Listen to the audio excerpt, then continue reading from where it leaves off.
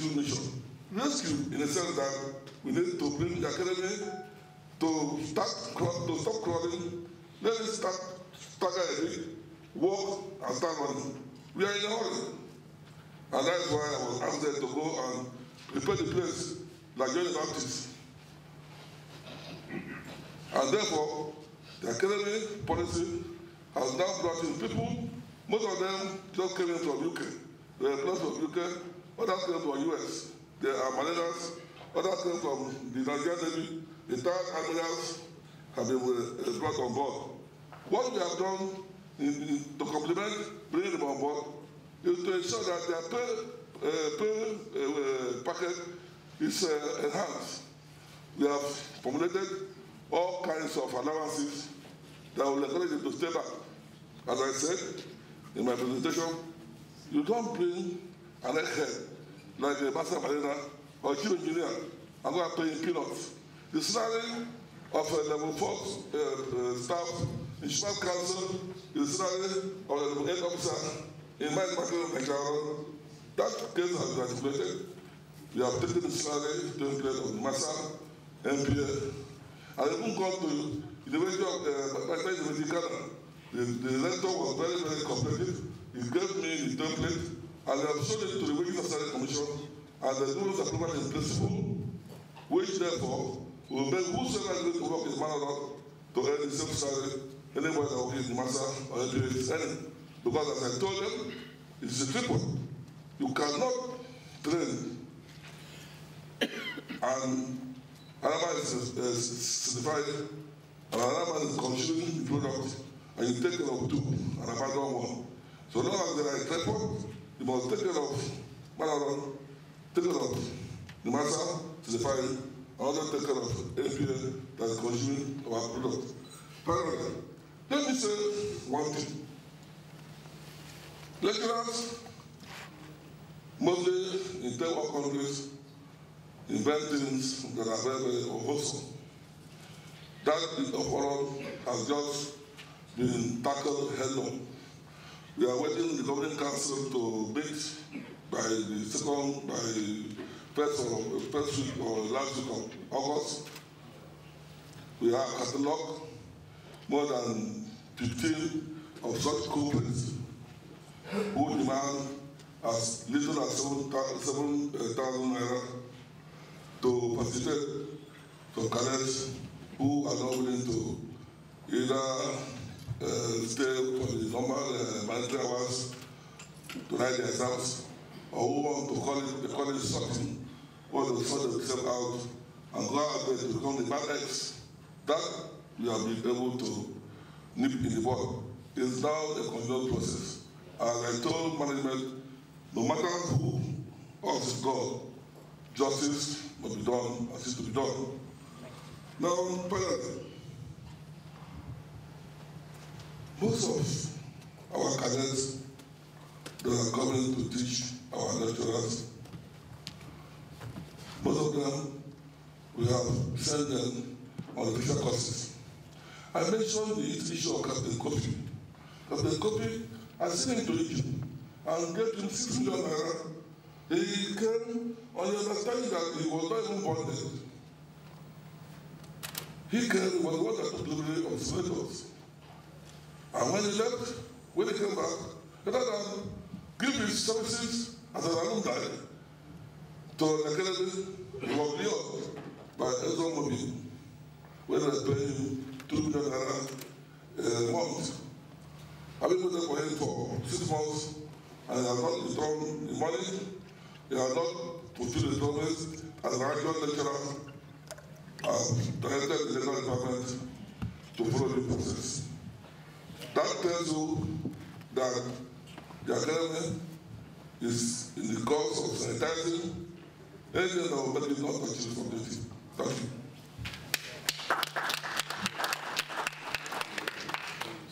Thank you very much. I'm afraid that we are very much over time, and I know that some of you have got some questions. May I beg your indulgence and ask you to sit on your hands, and we'll come back to them when the next two speakers have finished.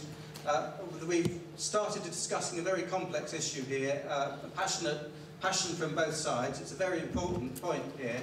And we in the UK have problems finding berths for the cadets that we train.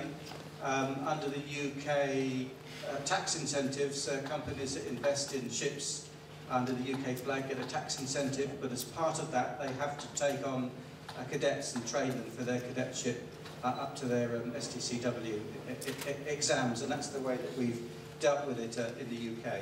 And we'll try and get back to your questions in a minute. I'm sorry we haven't got the time for them right now. So if we can, we're now going to move on, and we have our next speaker who's going to be talking about port state control from a classification aspect, and it's Captain Jim Barkley, who's the nautical advisor and principal specialist from the well-known Lloyd's Register group here in the UK. So Jim, over to you. Alumni of the Maritime Academy in Nigeria, thank you very much for the invitation to speak to you today. Hopefully I'm going to speak a little bit about port state control issues, very much as they affect us in Lloyd's Register. Very briefly, my background: I'm an ex-seafarer, a master mariner, serving time at sea with refrigerated cargo ships, container ships, etc. before coming ashore in a company in London, Hong Kong, Singapore, before joining the Lloyd's Register considerable years ago now. And I deal principally with port state control issues as it affects Lloyd's Register. And through here we're going to talk through various aspects of it, and hopefully we'll see how things progress and move on.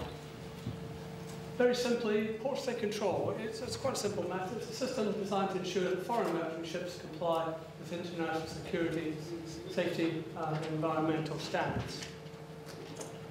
And if a vessel doesn't comply with the international conventions, then it can be simply prevented from sailing, which is the detention. Now, you all know what the conventions are: SOLAS, MARPOL, Lloyd Line, STCW, the ISM, and as we talked earlier today, the ISPS issues.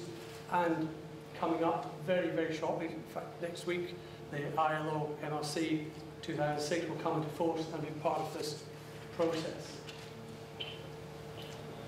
The Lloyd's Register, for us, safety is paramount, and efforts to reduce port state control detentions are an aspect of our missions to protect the lives, livelihoods and the environment at sea. We have a fleet quality programme in place, and we are actively looking to ensure that safety standards are maintained. The classification has evolved from the old days style that we used to have, and we feel we would do more than stand ready to receive a request for a survey once a year. That's the old traditional style of classification. And now, where we feel it necessary, we will conduct unscheduled surveys through our fleet quality programs. We can do more than we've ever done before. Our efforts to prepare ship operators to be ready for port state control inspections during the operational year, mostly months after the last classification surveyor has been on board, is an example of increased proactivity by class.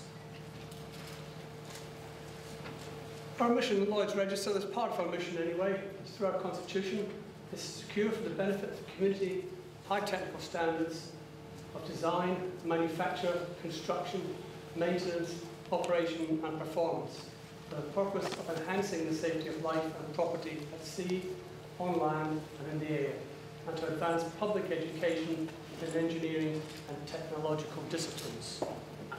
What a bit of mouth.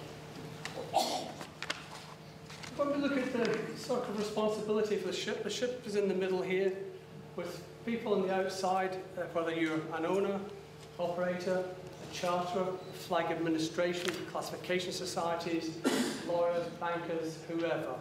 If we're all good and we're all working together, in an ideal world, that ship will never be seen as substandard and will not be bothered with port state control issues. However, that's in an ideal world. In the real world, we have problems where people are trying to, especially owners, trying to cut corners to keep up with your competitors, and one of the ways is trying to cut corners with your costs of maintenance and your crew training. Some time ago, this quote was made by Michael Vogel, who was the Deputy Secretary of the Paris Memorandum of Understanding at the time. We very much at Lloyd's Register sign up to this, that all parties are genuine interest in the safety of shipping, the welfare of seamen, no matter who you are. As I said before, your classification society, flag administration, bankers, whoever. If we all work together, we should cooperate with the ultimate aim to stop the operation of substandard ships.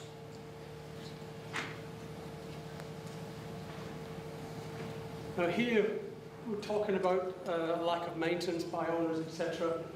From the photographs here, fairly evident that the crew and the owners have taken a great deal of time and effort to paint over the problems. However, they've not looked at the root cause. And what we see here really is that the situation of that ship just did not happen overnight. Corrosion and wastage there doesn't happen overnight. It takes a considerable time to get there, and something has to be done to do it. But what we've seen, the evidence we've seen over the years with port stay control, one of the biggest issues we have is a lack of maintenance on board. And that doesn't happen overnight. Situations like that, we find really it's the result of a commercial decision taken by someone somewhere. Cut corners, save costs. Initially, thinking you're saving costs by stopping maintenance and stopping the training of your crews so they can't operate the equipment. So the main area of responsibility for everybody is the most impact on the ship. Are the owners and operators. They're there every day, ship life, do the operation, manning, maintenance, and they remain wholly responsible for every day running of the ship. The charter is obviously responsible for the hire of the ship. The flag administration is very much responsible for the legal entity and the statutory requirements to make sure the ship is up to the required standards. Ourselves, class societies, we are there for the verification of the class rules and the IMS conventions where we work on behalf of the various flag administrations.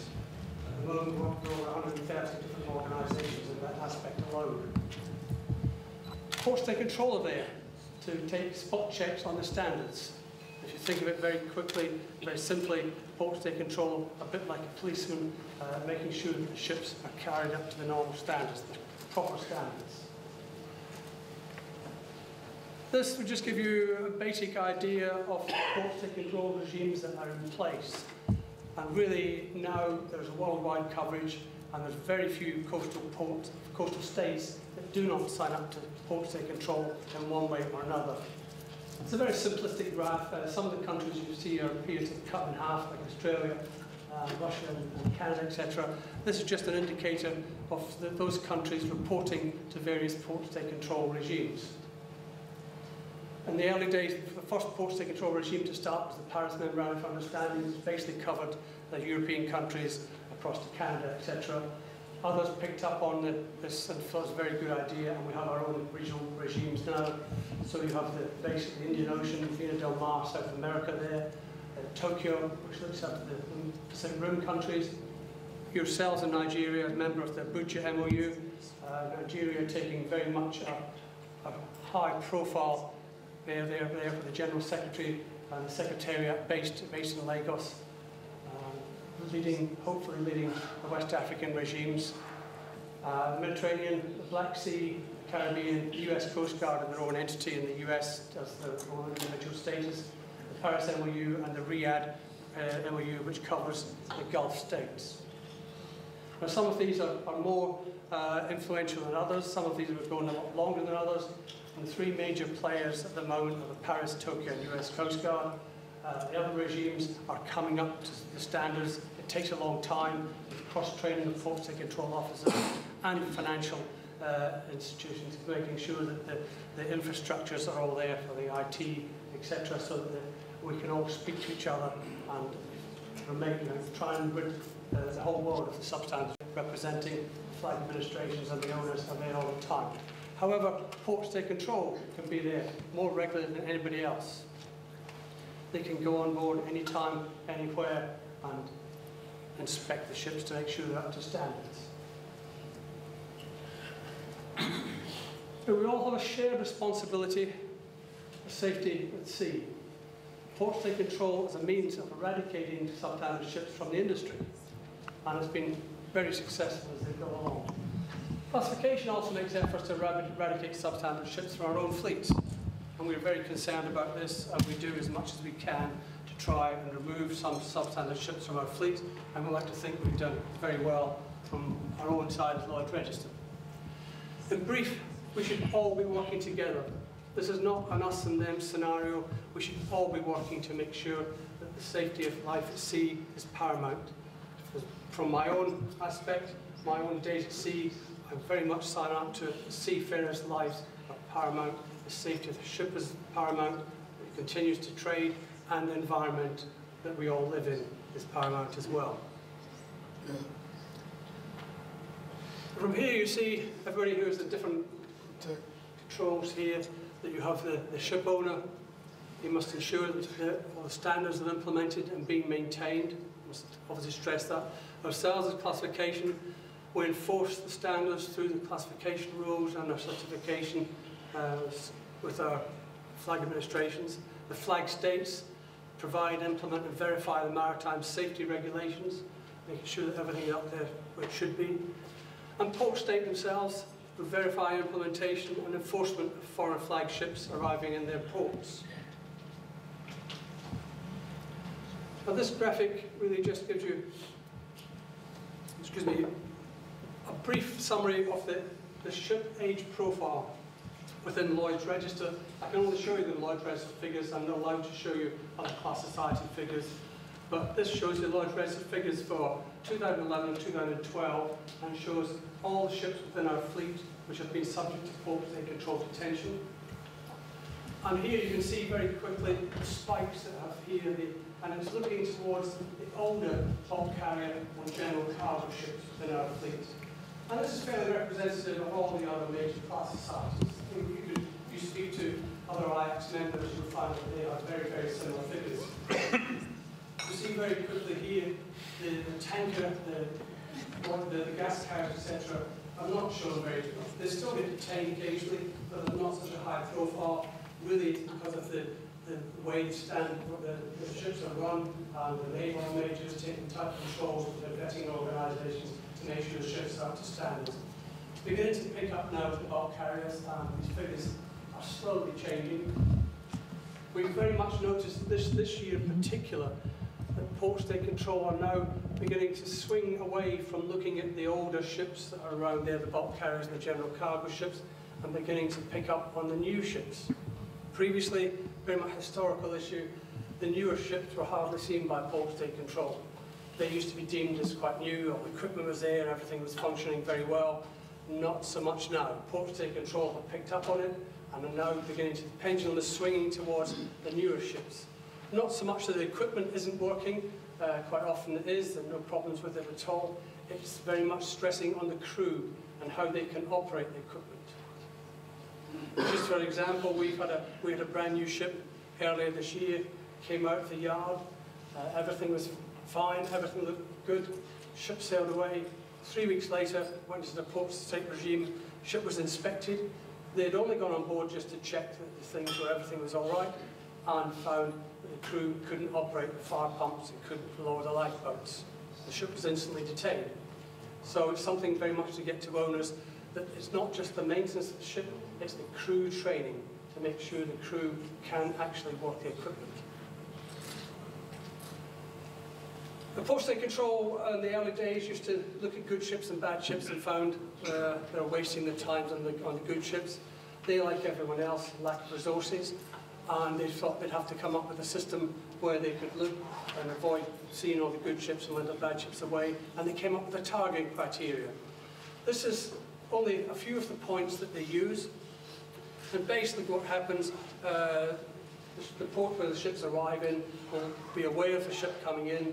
They will score the ship accordingly, and the higher the points you have, the more chance that port state control will actually go on board. This is the very basic, simplest way to show it at the moment.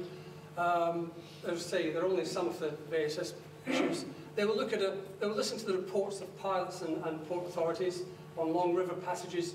Pilots know exactly what they're talking about. They're very clever people. They can judge very quickly if a ship is able to manoeuvre. And on today's multinational crews, if they can communicate with each other. And if you're going to have an emergency, everybody panics in their own language. And it's nice to know that the crews can actually speak to each other. I was on a ship the other day, well, a few weeks ago, a passenger ship. There was 37 nationalities on board. Interesting to see how it operated beautifully. Everything went very smooth, good operator, and everybody could speak to each other, no problem. Then we'll look at the previous port state control records. If a ship has been detained before, it's highly likely that port state control authorities will look at it again. And they're obviously looking at certain categories of ships. At the moment, they're looking at the older bulk carriers, tankers, gas carriers, and passenger ships. Anything over 12 years of age will probably be high on their profiles for being inspected. They'll look at targeted flags, and we'll have a look in the next few slides at some of the flags that we'll talk about. And we'll also look at deferred repairs. And these are repairs following on from port state control, previous port state control inspections or detentions. With a detention, the major issues must be fixed before the ship sails. With an inspection, the ship can be allowed to sail with minor deficiencies outstanding, with the port state control saying these must be fixed within a certain time limit. If this is not, port state control will go on board later and could well detain the ship because of that.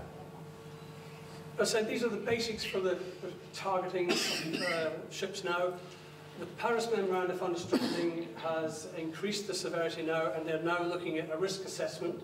They look at the company ships, not just the individual ships. They're going to look at various fleets, and they look at the ISM aspect as well. That has been in operation since 2011. Other regimes are now going to take this on board as well. The Tokyo MOU will start using a risk analysis from 1st of January 2014, and others no doubt will follow suit as they progress, once they get more information, see how well things are going on. We talked about targeted flags. Paris MOU are the first ones to start with this, and other regimes have followed on as well. They now produce in their annual reports what they call a black, grey and a white list. This is the good, the bad, and the not so good fellas. This looks, some of these figures I wouldn't get too excited about, but they're looking at the number of inspections that take place over a 3-year rolling period against the number of detentions that take place. And they work out usual statistics with complicated mathematics. I'm a simple sailor, 2 and 2 makes 4, anything else than that, and I'm completely lost. So they use binomial calculus and come up with a figure at the end there, an excess factor. And from this, they look to see who are the good, the bad, and the not so good ships, or the flags. They take this a bit further, and what they now say in the Paris MOU, if a ship flies one of those flags and is detained